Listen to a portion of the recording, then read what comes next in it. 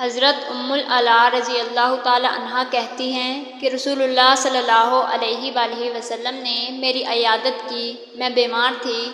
آپ صلی اللہ علیہ وآلہ وسلم نے فرمایا، خوش ہو جاؤ ام العلا، کیونکہ مومن کی بیماری کی وجہ سے اللہ تعالیٰ اس کی خطائیں معاف کر دیتا ہے، جس طرح آگ سونے اور چاندی کا میل صاف کر دیتی ہے۔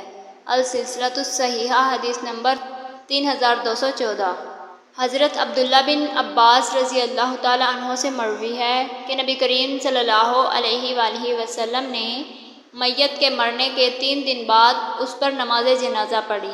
السلسلۃ الصحیحہ حدیث نمبر 3262۔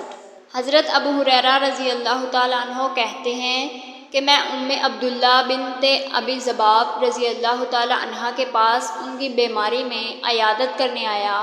انہوں نے کہا، ابو ہریرہ، میں ام سلمہ رضی اللہ تعالیٰ عنہ کے پاس ان کی بیماری میں عیادت کرنے گئی۔ انہوں نے میرے ہاتھ میں زخم یا پھوڑا دیکھا۔